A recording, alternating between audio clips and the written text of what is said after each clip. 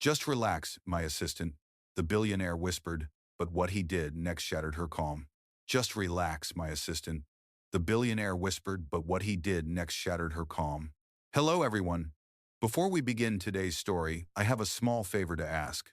Please hit subscribe and turn on the notification bell so you never miss our channel's new videos. It is quick, free, and the best way to support us in bringing you more dramatic stories.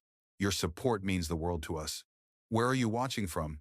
Drop your city or country in the comments below. Thank you very much. Now, let us return to our main character. The fluorescent lights in Westbridge Private Hospital hummed softly as Mia Reynolds walked through the pristine white hallway. It was almost midnight, and most of the staff had already gone home.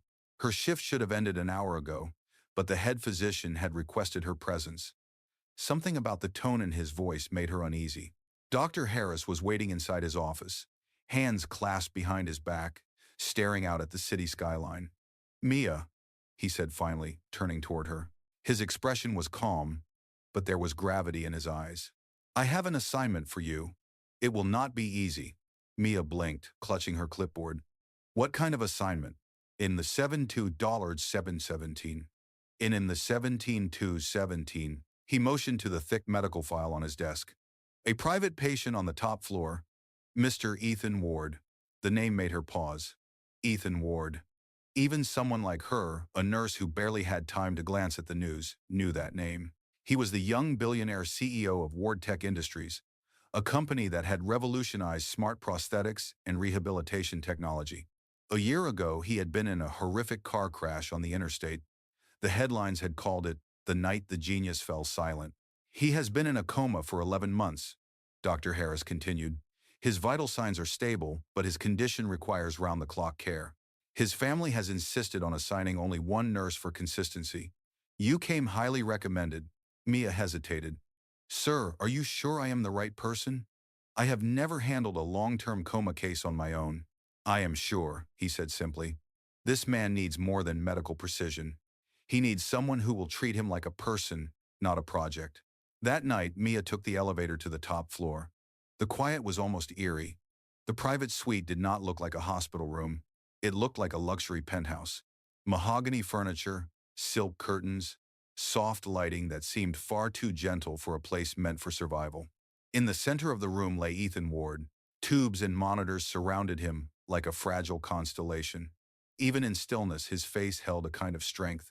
Broad shoulders, dark hair brushed neatly away from his forehead, long lashes resting against pale skin. He looked peaceful, too peaceful. Mia approached the bed slowly, her shoes silent against the polished floor. She reached for the chart, scanning the readings. Everything was steady. She exhaled softly, then whispered as if afraid to break the silence. "Well, Mr. Ward, looks like it is you and me." She rolled up her sleeves, filled a basin with warm water, and prepared the fresh linens. As she began wiping his arm with gentle precision, she spoke again, her tone light, almost teasing. "You know, they say patients in comas can still hear things, so I guess this is me introducing myself. I will be your nurse, your company, and maybe your favorite storyteller." Her voice echoed softly in the stillness. The heart monitor beeped in steady rhythm, like a quiet reply.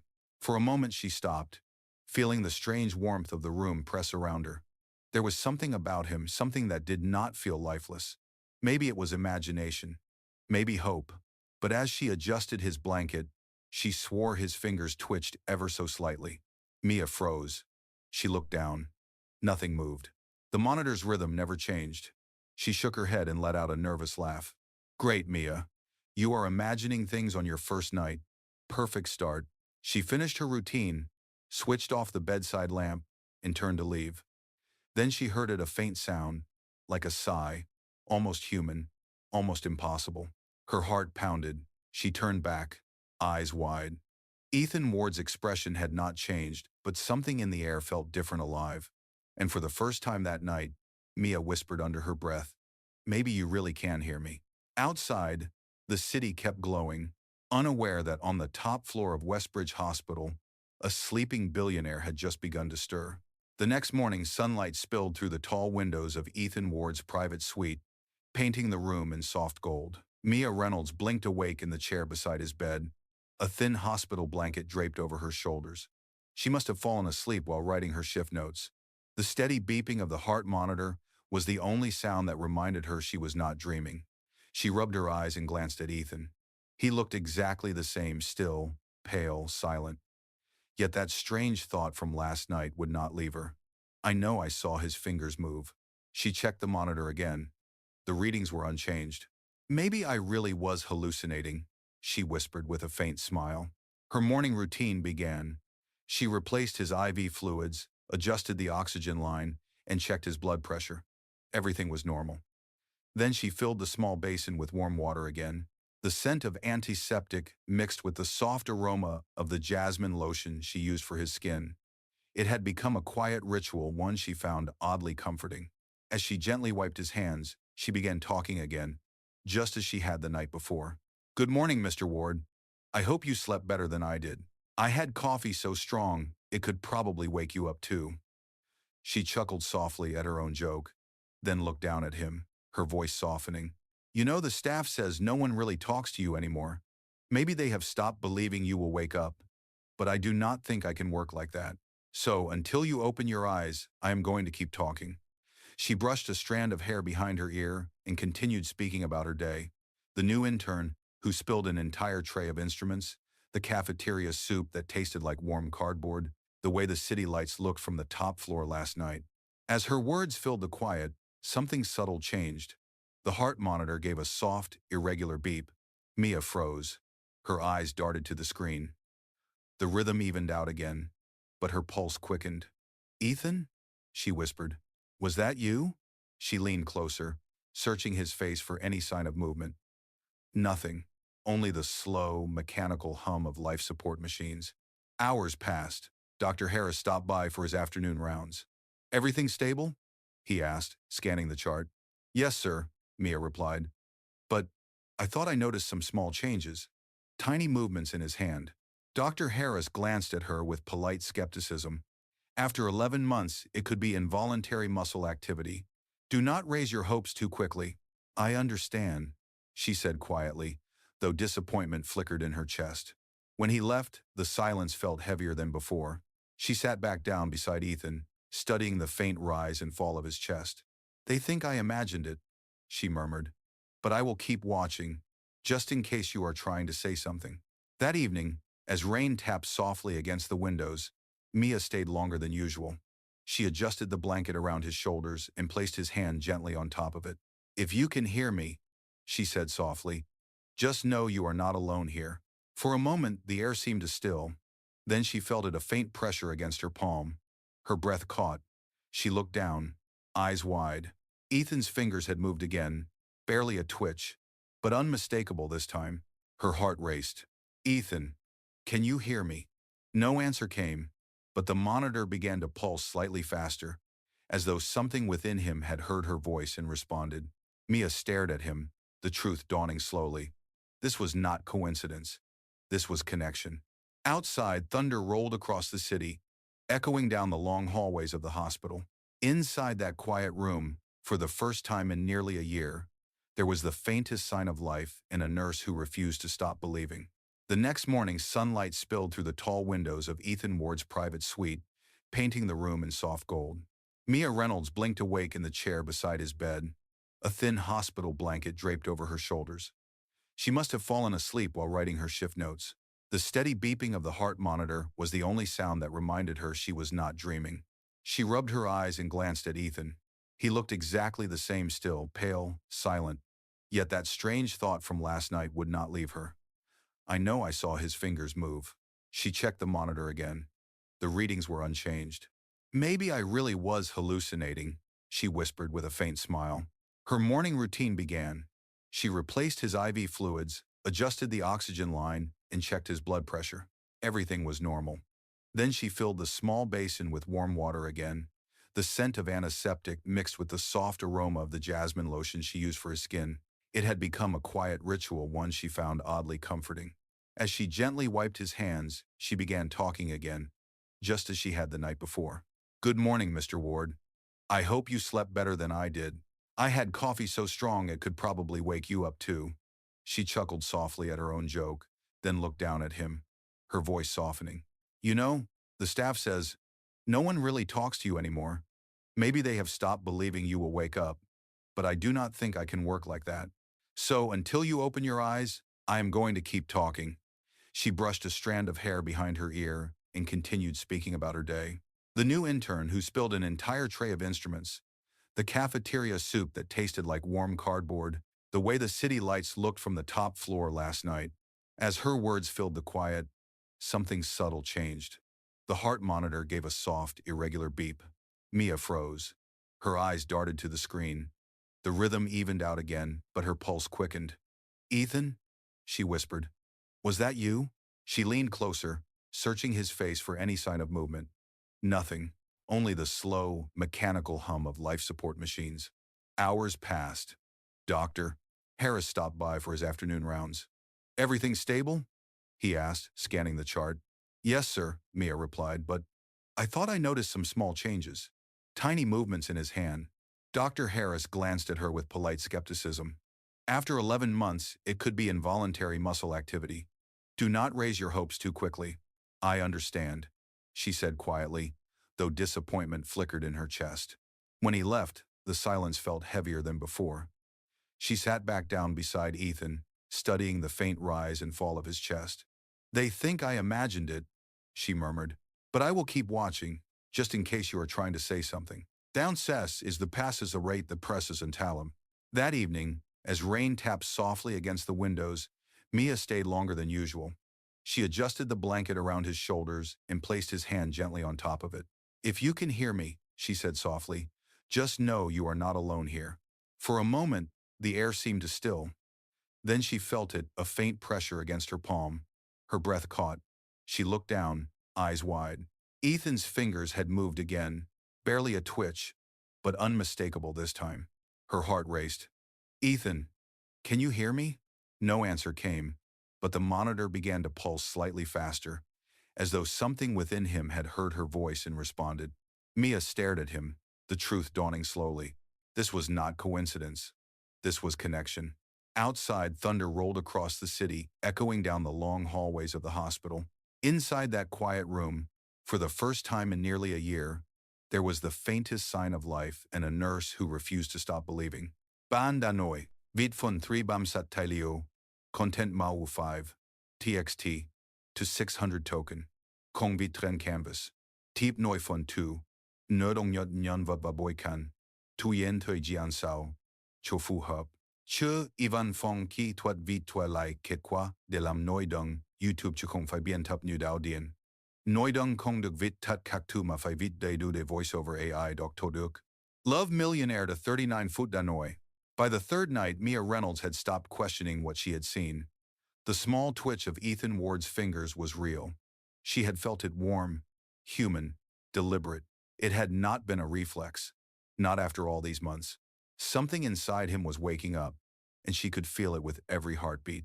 Her shifts began to blur together. She spent more time in Ethan's suite than anywhere else, reading aloud from medical journals, novels, even the day's headlines, anything to fill the silence. Sometimes she talked about her own life, her mother's old garden back in Oregon, the way she missed the smell of rain on soil, her fear of failing as a nurse in a world where kindness often went unnoticed. You would laugh if you saw me, she said one afternoon, folding fresh sheets at the foot of his bed. I keep telling myself you can hear me, but maybe I am just talking to an echo. Her voice softened. Still, I think people need someone who believes in them, even if they cannot respond. When she reached to adjust the blanket, she felt it again. His fingers curled slightly against her wrist. It was gentle, barely a brush, but enough to send a shiver through her. The heart monitor gave another faint rise. Mia's breath caught. Ethan, it is me, she whispered. If you can hear me, squeeze my hand. She waited. Seconds passed. Then there it was. A weak squeeze, fleeting but real. Tears blurred her vision. You are still in there, she said, voice trembling. You are fighting. Later that evening, Dr. Harris entered, reading through the latest data. You reported new movement? He asked, tone cautious. Yes, and it is not random this time, Mia replied. I spoke to him, and he responded. The doctor's eyes flickered to Ethan, then to the monitors. I will order a neurological scan first thing in the morning, he said. If his brain activity has increased, we may have a turning point. After he left, Mia sat beside Ethan again, her heart still pounding. She leaned close and whispered, "You did that, Ethan. You made them believe." As midnight approached, the storm outside intensified. Rain lashed against the tall glass windows, lightning flashing across the skyline. Inside, Mia dimmed the lights and sat quietly, tracing small circles on the back of Ethan's hand with her thumb. She felt a strange calm settle over her, a fragile hope she had not dared to feel before. She began humming softly an old lullaby her mother used to sing. The melody floated through the air, gentle and familiar. Then suddenly, the heart monitor beeped sharply. She froze. Ethan's eyelids fluttered. Once, twice. Mia's pulse raced. "Ethan?" she whispered, leaning closer. His lips moved slightly. No sound, only the faintest breath. His eyes opened halfway, unfocused but alive. Mia gasped, tears filling her eyes. "Oh my God, you are awake!" Ethan's gaze shifted weakly toward her. His voice was rough, like sandpaper against silence. "Water?" She grabbed a small sponge, soaked it carefully, and pressed it against his lips. "Slowly," she said gently. "You have been asleep for a long time." He swallowed with effort, his voice barely audible. "How long?"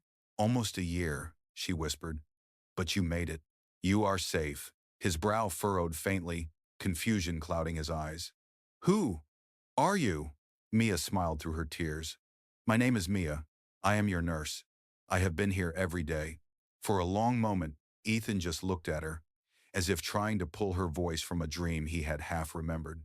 Then, slowly, his lips curved into the faintest hint of a smile.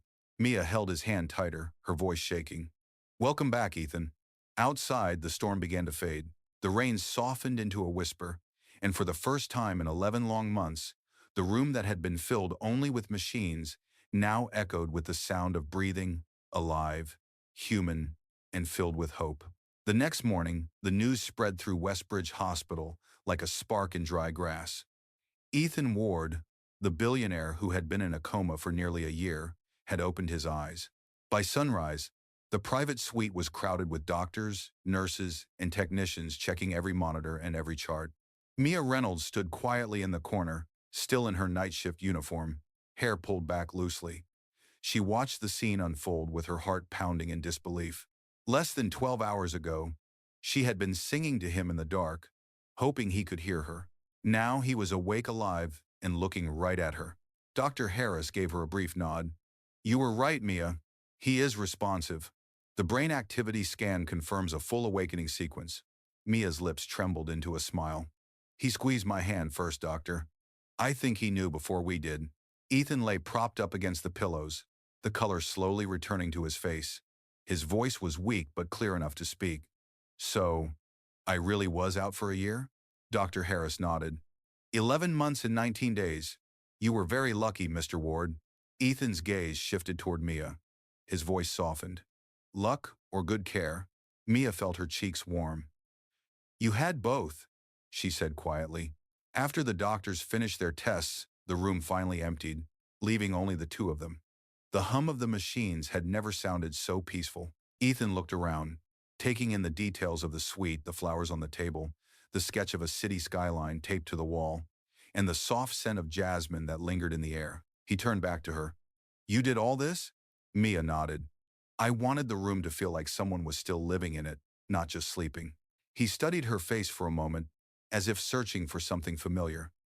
"Your voice," he said slowly. "I remember hearing it, like pieces of a dream. You talked to me." Mia's throat tightened. "Every day," she admitted. "I was not sure if you could hear me, but I hoped you could." His lips curved faintly. "You have a kind voice, Mia."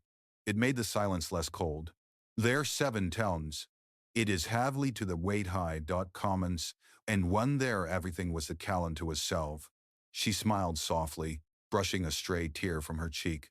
"Then it was worth every second." Over the next few days, Ethan's recovery accelerated in ways no one expected.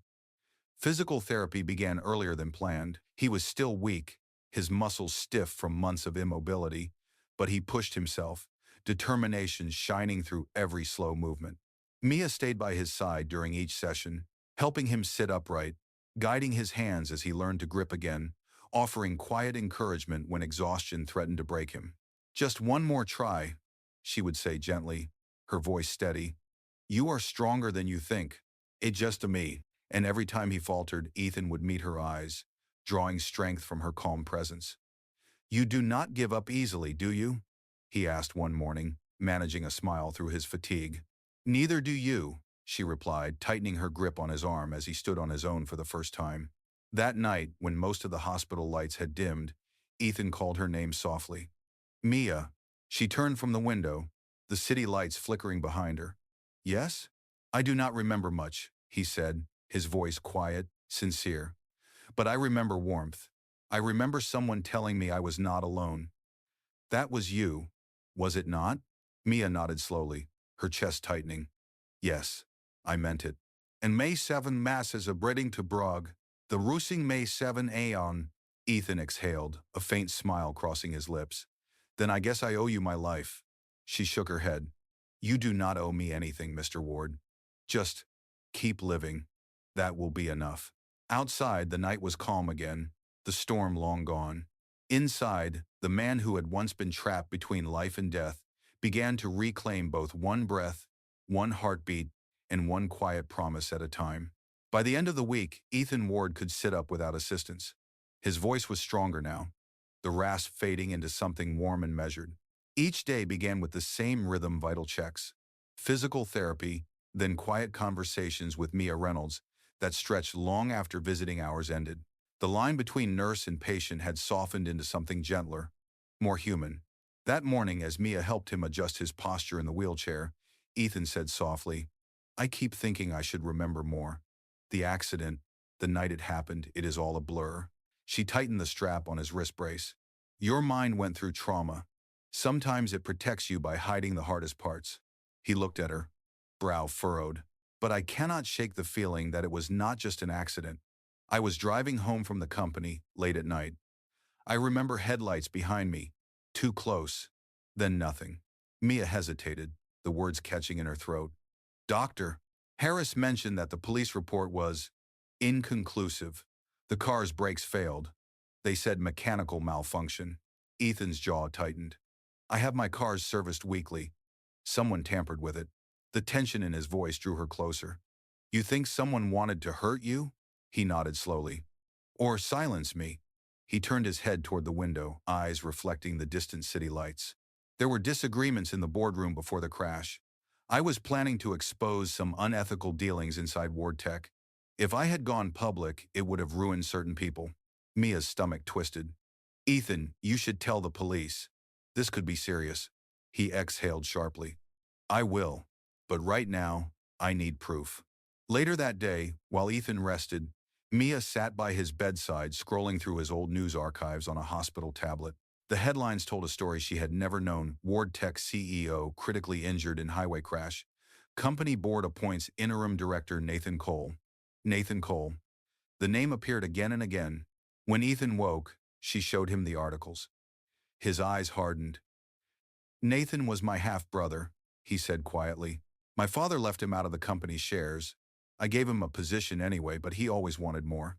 The realization hit Mia like ice. "You think he did this?" Ethan's voice was low, steady. "I think he made sure I would not be around to stop him." From that night on, their quiet recovery turned into something else: a shared mission. Ethan began asking Mia to help him access financial reports and board updates, using her hospital terminal during late hours. Together they pieced through data, slowly uncovering evidence of missing funds and altered contracts. Each discovery left Mia torn between fear and determination. "Ethan, if what you are saying is true, Nathan could come after you again." He looked up from the tablet, meeting her eyes with a rare smile. "Then it is a good thing I have a nurse who does not scare easily." She blushed, unable to hide her smile. "You call that a compliment?" "The highest one I can give," he replied. That night, after the last nurse had left the floor, Ethan stared at the ceiling of his darkened suite. For the first time in months, he felt something deeper than pain purpose. He had been given a second chance, and he knew exactly why. Mia had not just kept him alive, she had pulled him back to himself. Across the room, Mia sat by the window, the city lights flickering in her reflection. She looked at him, her voice soft. You will find the truth, Ethan, and when you do, you will finally heal. He turned toward her, his gaze steady. Not without you, Mia. You were the one who woke me up. There is sapient today. For a long moment, silence filled the room, gentle and alive. Then Ethan whispered, Just relax, my assistant. The storm is over now. And for the first time since that terrible night, Mia allowed herself to believe it might be true. Days passed, and Ethan Ward's recovery became the quiet miracle everyone in Westbridge Hospital talked about. Within 2 weeks, he could stand without support. By the third, he began walking the length of the rehabilitation hall, with Mia Reynolds by his side, one hand steadying his arm, the other clutching the small notebook she used to record his progress. But it was not just his body that was healing. Each day, Ethan seemed more alive, his dry wit returning, his curiosity rekindled, and his eyes always finding Mia whenever she entered the room. What began as patient and nurse had shifted into something unspoken but undeniable. One evening after therapy, Ethan sat by the window overlooking the city. The skyline glowed gold and silver beneath the setting sun. It feels strange, he said quietly, to see the world moving again when mine stopped for almost a year. Mia leaned against the windowsill beside him. You did not stop. You just paused. Sometimes that is what life forces us to do. Pause, breathe, and begin again. He smiled faintly. You talk like someone who has been through her own storms. Mia looked away. Maybe. My mother was a nurse too. She taught me that healing others is the only way to heal yourself. When she got sick, I took care of her until the end. After that, I promised I would never stop showing up for people who need someone. Ethan's expression softened. You kept that promise. She met his eyes. You made it worth keeping. A gentle silence filled the space, heavy with meaning. Neither of them dared to voice. Outside, thunder rolled faintly in the distance, as if echoing the tension in the room. Later that night, Ethan woke to find Mia asleep in the chair beside his bed, her head tilted to one side, strands of hair falling across her face. The soft glow of the monitor painted her features in pale gold.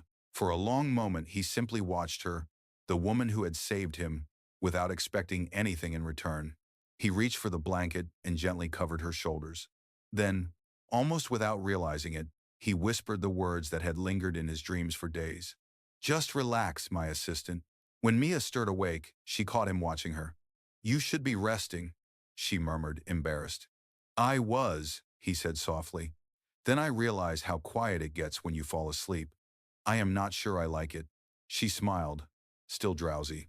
You will have to get used to it. I cannot stay forever. Ethan's expression changed, something flickering in his eyes, fear, maybe, or the ache of knowing she was right. When I leave this hospital, they will expect me to return to that world again, the meetings, the shareholders, the noise. But I do not want to go back there without knowing you will still be part of it. Mia hesitated, heart pounding. Ethan. He looked at her, voice low but steady. You said healing is about showing up for people who need someone. What if I told you that now it is my turn to show up for you? She could not speak. The sound of the machines, the rhythm of the rain outside, everything blurred into a single, fragile moment. Finally, she whispered, You are not saying that because you feel grateful, are you? Ethan shook his head. No, I am saying it because when I opened my eyes, yours were the first thing I saw. And since that day, nothing else has looked the same. Her breath caught, and for once, she had no words to fill the silence.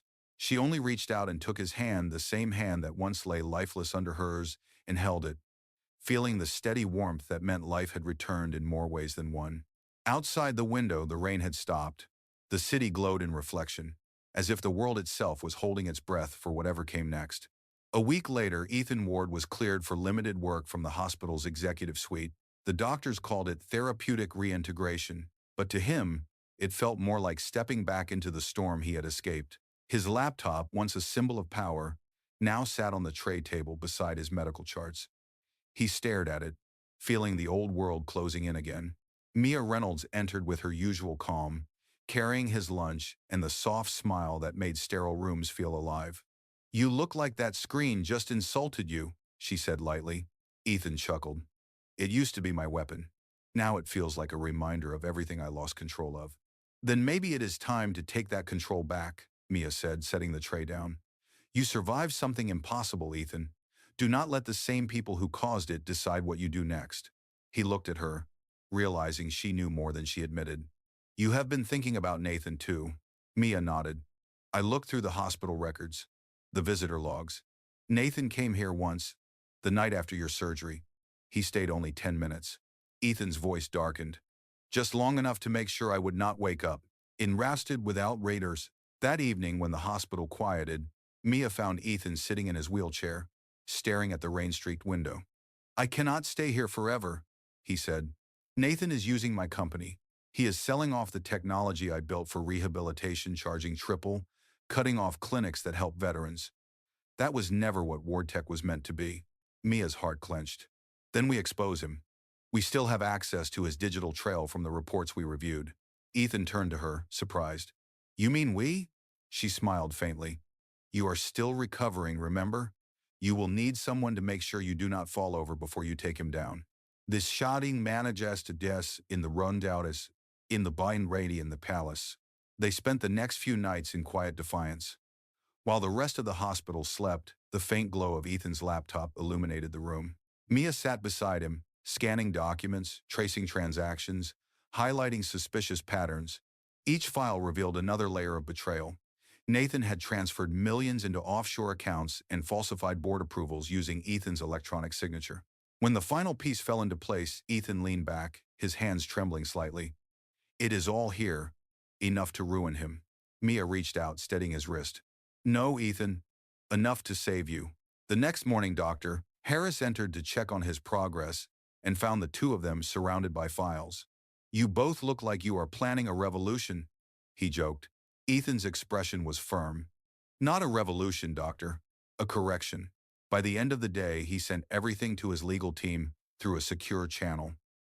The response came within hours. Nathan Cole had been summoned for an emergency board inquiry. That night, Mia found Ethan on the terrace outside his suite, standing without support, breathing in the cold air. It feels different tonight, she said. It does, Ethan replied. For the first time, I am not the man trapped in that bed anymore. I am the man who gets to choose what comes next. The vis is ready, Castian Hef and many Bagdanjas presensively. Mia looked at him, pride shining quietly in her eyes. Then choose something good. He turned toward her, his voice soft but steady. I already have. Before she could respond, the hospital phone rang inside, urgent, insistent. She hurried to answer, her expression shifting as she listened. When she turned back to Ethan, her face had gone pale. It is Nathan, she said. He is on his way here. Ethan's jaw tightened. Then, it seems the real test begins tonight. Outside, lightning flashed against the glass, reflecting both their faces, one determined, one afraid, bound together by a truth that was about to come to light.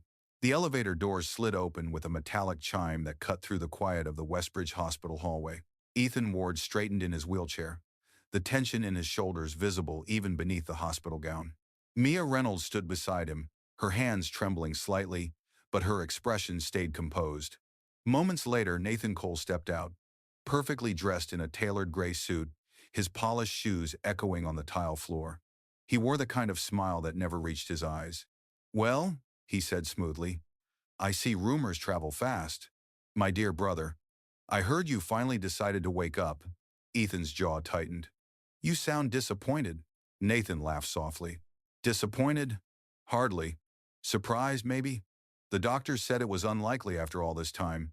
But then again, you always did like proving people wrong. Mia shifted slightly between them, sensing the sharp edge behind Nathan's tone. Mr. Cole, she said evenly, this is still a hospital.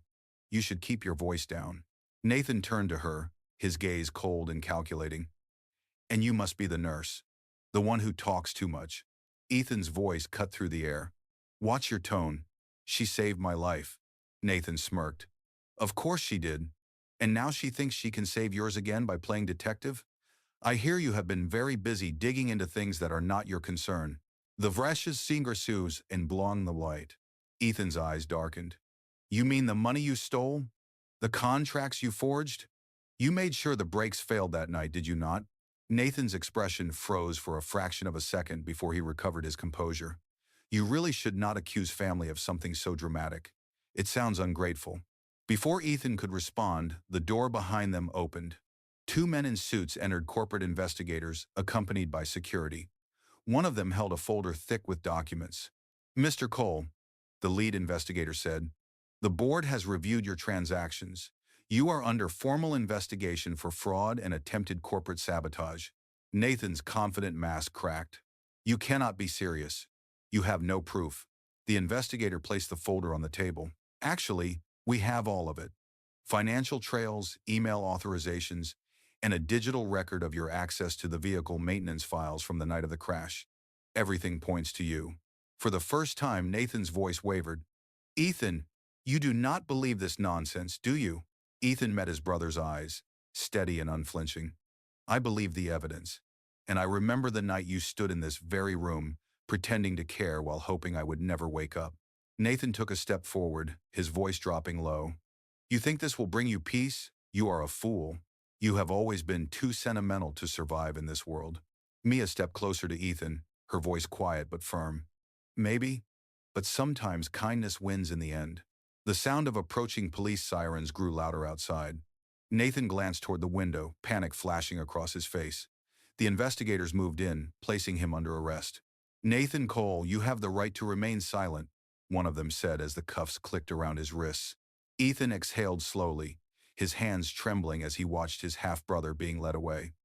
The tension that had haunted his eyes for months began to ease. Mia placed her hand gently on his shoulder. "It is over, Ethan. You are safe now." In phrasing the God read or do it, he looked up at her, his voice quiet, raw. "Safe because of you." For a moment, neither of them spoke. The sound of the rain outside filled the silence, washing away the last traces of fear. Then Ethan reached for her hand, holding it tightly. "You told me once that healing others is how you heal yourself. You were right, Mia. You healed me." She smiled through her tears. "And you reminded me that some people are worth believing in." Outside the window, dawn began to break over the city, a pale, golden light spreading across the skyline. It was the first morning of Ethan's new life, and for the first time, he was truly awake. 2 months later, the spring air drifted softly through the glass doors of Westbridge Hospital's rooftop garden. The once silent floor that had witnessed despair now held laughter, flowers, and the quiet hum of life returning. Ethan Ward walked slowly across the path, lined with white roses, no wheelchair, no cane, just steady steps, and a calm confidence that came from surviving everything that had tried to destroy him. Down below, reporters waited at the hospital entrance, eager to capture the story of the billionaire who had risen from a coma and exposed one of the largest corporate frauds in the city. But up here, above the noise and cameras, it was peaceful. Only one person stood waiting for him, Mia Reynolds. She turned when she heard his footsteps. "You are walking without help again," she said, her voice light but proud. Ethan smiled. "I had a good teacher." Mia looked down at the bouquet of tulips she held, her cheeks warming. "You know, you do not have to keep visiting the hospital after being discharged. Most people prefer to run away from this place." He stepped closer.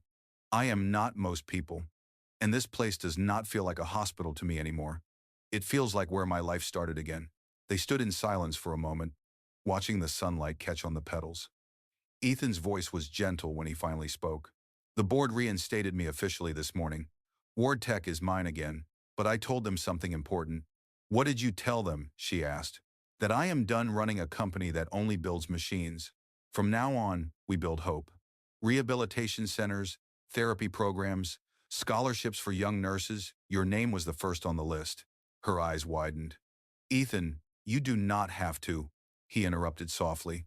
"I want to. You reminded me what purpose feels like. You believed I could live again before I did." For a moment, Mia could not find words. The wind caught her hair, and Ethan reached out instinctively to tuck a strand behind her ear. His hand lingered just long enough for her heart to catch its rhythm.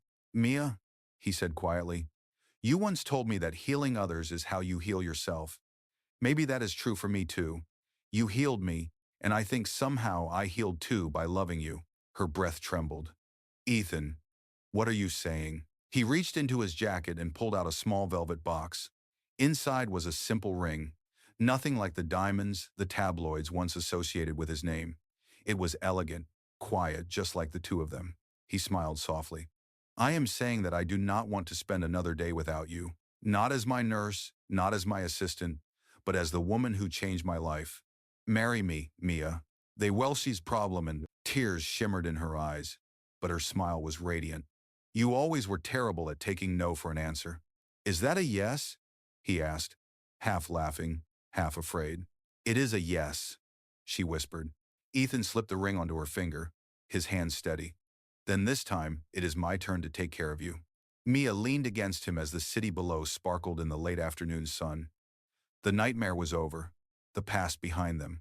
Around them, the rooftop garden swayed in the breeze, living proof that healing could grow from pain. Ethan looked at her, his voice a tender whisper. Just relax, my assistant. Mia laughed softly, resting her forehead against his. You are not my patient anymore, Ethan. He smiled. Then, I guess you will have to find another reason to stay. She looked up at him, eyes shining. I already did. And as the golden light wrapped around them, the story that began in silence ended in promise. The promise of two hearts that had found healing, not just in medicine, but in love that refused to give up.